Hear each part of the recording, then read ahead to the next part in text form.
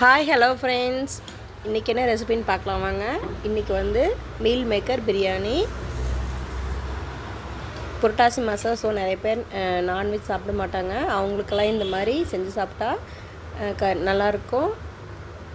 ஒரு நான்வெஜ் சாப்பிட்ட ஃபீல் கிடைக்கும்.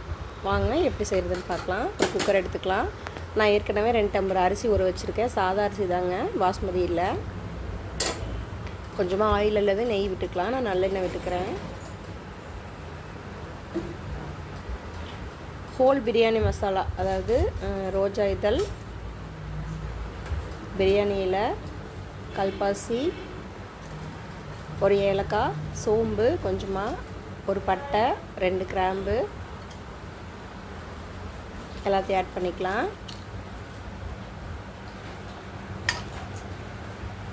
இது பேர் தெரியலைங்க, இது வந்து பிரியாணி மசாலா கூட வரும்ல, அது மல்லி முட்டைன்னு சொல்லுவாங்கன்னு நினைக்கிறேன். பைனாப்பிள் பூவு எல்லாமே ஆட் பண்ணியாச்சு. கடைசியாக ஏலக்காய் போட்டேன். நல்லா வதக்கி விட்டுருங்க. இப்போ நீல வாக்கில் கட் பண்ண பெரிய வெங்காயம்,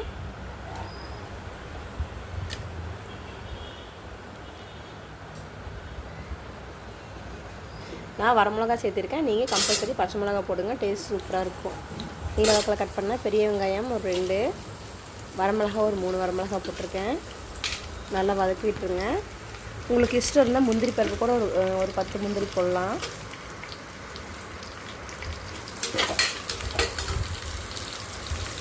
நல்லா வதங்கட்டும்.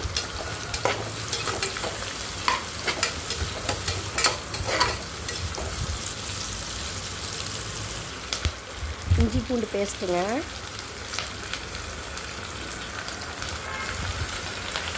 ரெடிமேட் இஞ்சி பூண்டு பேஸ்ட்டை விட நம்ம கையால் தட்டி போட்டால் டேஸ்ட் நல்லாயிருக்கும். நான் அவசரத்துக்கு கடையில் வாங்கினதான் போட்டிருக்கேன். அடுப்பு லோ ஃப்ளேமில் வச்சுக்கோங்க. இப்போ மீடியம் சைஸ் தக்காளி ஒரு 4 தக்காளி ஆட் பண்ணியிருக்கேன் 2 டம்ளர் அரிசிக்கு. தக்காளி போட்டு கொஞ்சமாக கல் போட்டுருங்க, இது வதங்கட்டும்.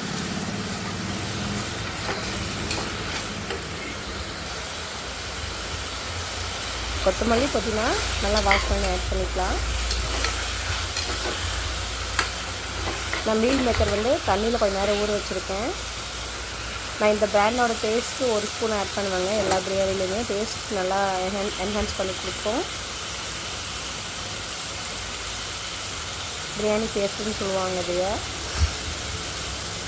எண்ணெயில் மிக்ஸ் ஆகிற மாதிரி நல்லா வதக்கி விட்டுருங்க. இப்போ பிரியாணி மசாலா ஆட் பண்ணிக்கலாம். நீங்கள் பிரியாணி மசாலா உங்களுக்கு வேண்டாம் அப்படின்னா கொஞ்சமாக மல்லித்தூளும் மிளகாத்தூளும் ஆட் பண்ணிக்கலாம். எல்லாத்தையும் சேர்த்து நல்லா மிக்ஸ் பண்ணி விட்டுக்கலாம்.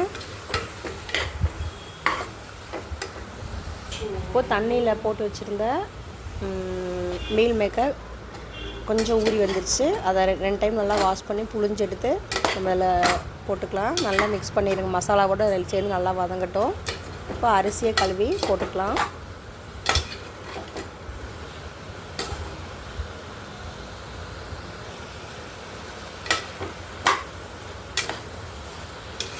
நல்லா கிளறி விட்டால் தான் மசாலாவோடு சேர்ந்து மீல் மேக்கர் நல்லா டேஸ்ட் ஒட்டும்.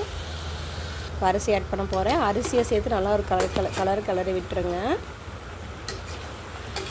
தண்ணி தேவையான அளவுக்கு வச்சுக்கலாம்.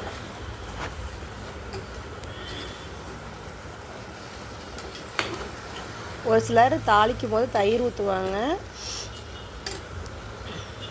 தயிர் போடலைங்க. இது வந்து தண்ணி தேவையான அளவு வச்சுக்கலாம். வச்சுட்டு உப்பு காரம் சரி பார்த்துக்கோங்க. உப்பு பத்தாமல் இருந்தது, நான் கொஞ்சம் உப்பு சேர்த்திட்டேன். 2 விசில் விட்டு எடுத்துடலாம். இப்போ சூப்பரான ஒரு மீல் மேக்கர் பிரியாணி நம்மளுக்கு ரெடி ஆயிடுச்சு.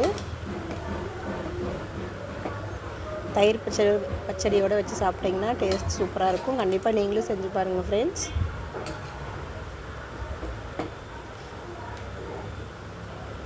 எவ்வளோ உதிரியாக எவ்வளோ சூப்பராக வந்திருக்குன்னு பாருங்கள். ஓகே ஃப்ரெண்ட்ஸ், இந்த வீடியோ உங்களுக்கு பிடிச்சிருந்தது அப்படின்னா தெண்டல் விளாக்ஸ்க்கு சப்ஸ்கிரைப் பண்ணிடுங்க. நம்ம இன்னொரு வீடியோவில் மீட் பண்ணலாம். தேங்க்ஸ் ஃபார் வாட்சிங். பாய்.